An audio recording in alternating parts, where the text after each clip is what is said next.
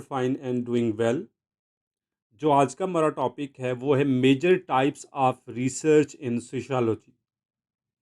कि सोशियोलॉजी के अंदर मेजर टाइप्स ऑफ रिसर्च कौन कौन सी हैं, तो इसको हम वन बाय वन डिस्कस करते हैं विद एग्जांपल्स। सबसे पहले हमारे पास है एक्सपेरिमेंटल रिसर्च। एक्सपेरिमेंटल रिसर्च में आप ये करते हैं कि किसी जो वेरिएबल्स आपके पास होते हैं ना, आप उनको मैनिपुलेट करने की कोशिश करते हैं। आपके पास एक कंट्रोल्ड इन्वायरमेंट होता है। आप जो आउटकम आता है उस रिसर्च का, बेसिकली आप उसको ऑब्जर्व कर रहे होते हैं, या आपको पता होता है कि ये जो आपके पास वेरिएबल है ये कंट्रोल्ड वेरिएबल है। इसका जो रिज़ल्ट है दूसरे वेरिएबल की निस्बत, इसका रिज़ल्ट पॉजिटिव या नेगेटिव, वो डिपेंड करता है कि आप किस तरह की स्टडी कर रहे हैं। आपने अगर देखना है कि कोई एग्जांपल के तौर पे आपने effectiveness of a new drug by randomly assigning the participants to a treatment group and a control group. क्योंकि न्यू ड्रग है, एक आपके पास ट्रीटमेंट ग्रुप है और दूसरा आपके पास कंट्रोल्ड ग्रुप है। एक ग्रुप को आप वो ड्रग दे रहे हैं, दूसरे ग्रुप आप वो ड्रग नहीं दे रहे, तो आप उसके क्या आउटकम्स हैं, क्या उसके इफेक्ट्स हैं, आप एक्सपेरिमेंटल रिसर्च में उन चीज़ों को ऑब्जर्व करते हैं और देखते हैं।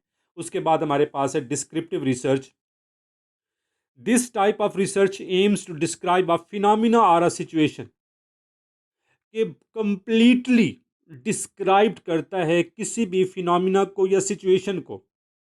जिस तरह से हम हिस्टोरिकल रिसर्च देखते हैं, या हम हिस्ट्री से रिलेटेड किसी चीज़ को स्टडी करते हैं, कि आपके पास एक कंप्लीट फिनोमिना होता है, कंप्लीट सिचुएशन होती है। Surveys and observational studies are common methods used in descriptive research. For instance, conducting a survey to understand the preference of consumers regarding a particular product, कि किसी भी एक प्रोडक्ट के बारे में वो जो कंज्यूमर्स हैं आपके, उनकी प्रेफरेंसेस क्या हैं, कि वो किस ब्रांड को और किस ब्रांड की किस प्रोडक्ट को वो ज़्यादा यूज़ करते हैं। आप उसको डिस्क्राइब करते हैं, मतलब डिस्क्रिप्टिव स्टडी होती है। आप उसको लिखते चले जाते हैं, लिखते चले जाते हैं, कहानी के तौर पे आप उसको लेके आते हैं। बड़ी लंबी स्टडी बाज ये रिसर्च हो जाती है। तो ये आपके पास है डिस्क्रिप्टिव रिसर्च। उसके बाद हमारे पास है कोरिलेशन रिसर्च। कोरिलेशन रिसर्च में आप क्या करते हैं कि दो वेरिएबल्स को कोरिलेट करने की कोशिश करते हैं, कि यार उनके बीच का रिलेशनशिप किस तरह से बन रहा है। जिस तरह से आप देखें कि हम एग्ज़ाम स्कोर को अगर हम कोरिलेट करते हैं कि कितने घंटे एक स्टूडेंट स्टडी करता है, तो वो रिलेशनशिप बता देगा दोनों का, कि अगर एक स्टूडेंट 10 आवर्स तक स्टडी कर रहा है तो उसका एग्ज़ाम का स्कोर A+ है। अगर कोई स्टूडेंट 8 आवर्स कर रहा है तो उसका A है, कोई 5 आवर्स कर रहा है तो उसका B स्कोर आ रहा है। तो इस तरह से हम चीज़ों को या वेरिएबल्स को कोरिलेट करते हैं, दोनों के रिलेशनशिप को बेसिकली हम फाइंड आउट करने की कोशिश करते हैं। उसके बाद हमारे पास है case study research. Case studies involve the in depth exploration and analysis of a particular case. कोई भी एक पर्टिकुलर केस हो सकता है, वो कोई पर्सनैलिटी हो सकती है, कोई सेलिब्रिटी हो सकती है, कोई एक ऐसी ऑर्गेनाइजेशन हो सकती है, कोई एक ख़ास किस्म का इवेंट हो सकता है, लाइक 9/11 का इवेंट हो गया, या कोई भी इस तरह की कुछ सोशल मूवमेंट हो सकती है। उसमें आप लोगों के बिहेवियर को देखते हैं। केस स्टडी में जस्ट आपका फोकस उस इंडिविजुअल पे, उस ऑर्गेनाइजेशन पे या उस इवेंट पे ही होता है। आप इससे बिल्कुल आगे पीछे बिल्कुल भी नहीं होते, सिर्फ उस एक इंडिविजुअल पे, ऑर्गेनाइजेशन पे या इवेंट पे ही आपका फोकस रहता है। तो ये केस स्टडी रिसर्च होगी। क्वालिटेटिव रिसर्च, इसके नाम से ही है। तो क्वालिटेटिव रिसर्च में आप क्या करते हैं, बेसिकली आप इंटरव्यूज़ करते हैं, आप फोकस ग्रुप डिस्कशन करते हैं, या आप ऑब्जर्वेशनल स्टडीज़ करते हैं। यहाँ पे आप न्यूमेरिकल डाटा नहीं लेते, यहाँ पे आप लोगों की राय को देखते हैं, कि आप किसी उससे पूछते हैं कि आपकी किसी भी पॉलिटिकल पार्टी के हवाले से क्या राय है, आपकी एफिलिएशन उस पार्टी के साथ क्यों है, आप किस रिलीजन से हैं, किस आप सेक्ट से हैं।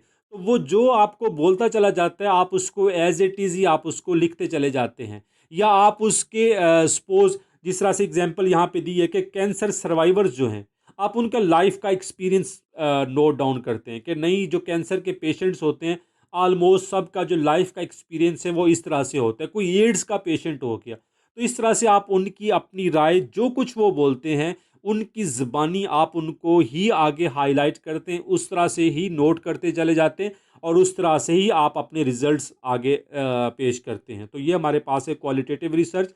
उसके बाद इसके पैरेलल चलती है क्वांटिटेटिव रिसर्च। क्वांटिटेटिव रिसर्च में ज़्यादातर हम जिस तरह से सर्वेज हो गए, एक्सपेरिमेंट्स हो गए, या बाज़ हम स्टेटिस्टिकल एनालिसिस करते हैं, तो ये सारा कुछ क्वांटिटेटिव रिसर्च में आता है।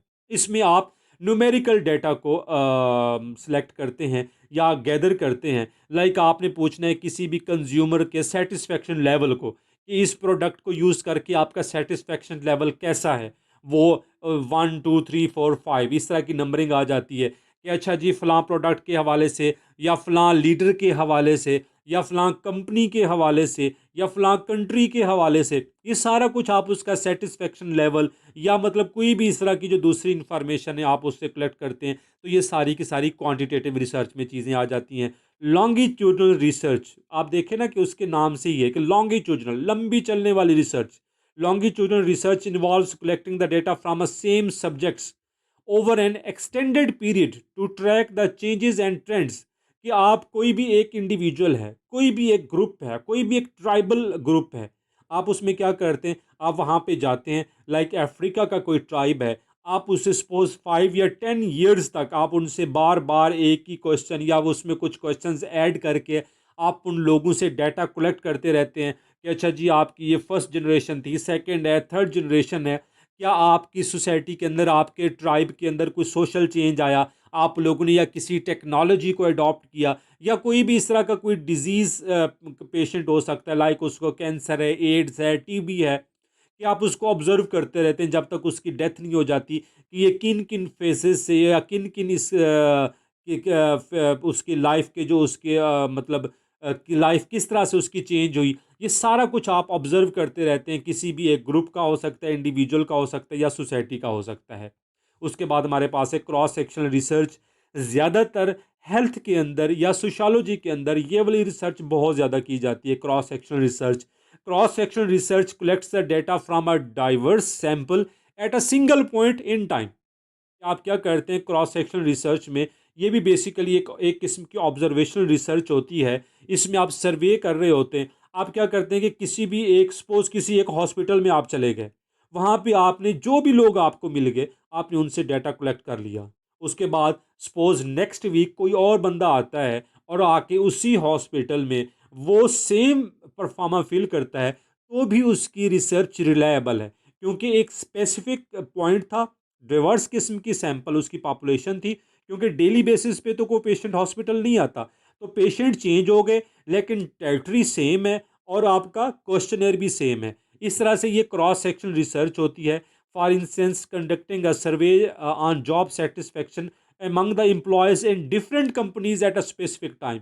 कि आपने 4 या 5 कंपनीज थी, एक स्पेसिफिक टाइम में आपने वो रिसर्च कर ली, सपोज 2022 में वो रिसर्च की। उसके बाद वही सेम जो कंपनीज हैं आप 2023 में जाके सेम क्वेश्चनर के साथ आप वहाँ से दोबारा से डाटा कलेक्ट करते हैं, तो भी आपकी जो रिसर्च है वो रिलायबल है। तो ये हमारे पास नेक्स्ट जो हमारे पास है वो है हिस्टोरिकल रिसर्च।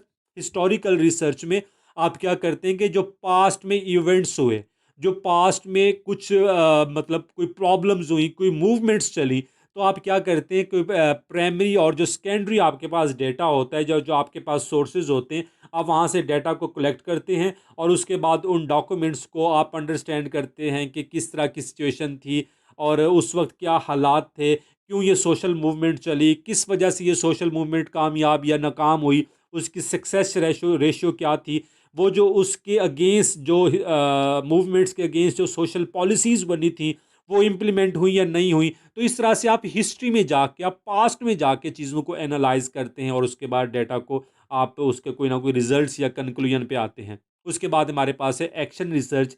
एक्शन रिसर्च में आप हमेशा ये चीज़ याद रखिएगा कि कोई भी एक प्रॉब्लम आ गई, एक प्रैक्टिकल प्रॉब्लम आ गई, लाइक जिस तरह से कोरोना की एग्जांपल आप ले सकते हैं कि एक एक्शन रिसर्च इस पे हुई कि कोरोना है, आपने बाहर नहीं निकलना और पूरी की पूरी दुनिया इस प्रॉब्लम को फेस कर रही है। तो एकदम से देखें कि किस तरह से वैक्सीनेशन आई, किस तरह से एक प्रोटेक्टिव मेजर्स के तौर पे आपने ग्लव्स, मास्क और इस तरह की चीज़ों को आपने अडॉप्ट कर लिया। हैंड वाशिंग का जो हमारा जो बिहेवियर था वो हमने अडॉप्ट कर लिया। तो तो इसमें आप क्या करते हैं कि एक्शन रिसर्च में कोई भी एक करंट प्रॉब्लम है और उस प्रॉब्लम का आपको फौरी फौरी उसका आपको सोल्यूशन चाहिए, तो उस पे जो आप रिसर्च करते हैं, डाटा कलेक्ट करते हैं, एनालाइज करते हैं, लोगों के पास आप जाते हैं, तो ये सारी की सारी चीज़ें एक्शन रिसर्च में आ जाती हैं। तो ये तो थी मेजर टाइप्स ऑफ रिसर्च, जो कि ऑलमोस्ट रिसर्च के अंदर ये चीज़ें, ये जो टाइप्स हैं, ये यूज़ हो जाती हैं हर रिसर्च के अंदर। तो ये बाकी डिपेंड कर रहा होता है कि आपका रिसर्च क्वेश्चन किस तरह से है, आपके रिसर्च ऑब्जेक्टिव्स किस तरह के हैं, आपके पास अवेलेबल रिसोर्सेज कितने हैं कि आप इस रिसर्च को करना चाहते हैं। तो इसमें से जो भी मेथड आपकी रिसर्च को सूट करता है, आप उसको सेलेक्ट करके आप अपनी रिसर्च को कंप्लीट कर सकते हैं। तो ये हमारे पास थी major types of research in sociology या सोशल साइंसेज। होप सो कि आपको मेरे लेक्चर की अंडरस्टैंडिंग हो गई होगी। अगर आपको मेरा लेक्चर पसंद आया है तो मेरे चैनल को लाइक करें, सब्सक्राइब करें और मेरी वीडियोस को शेयर कर दिया करें। Thank you so much, take care, अल्लाह हाफिज़।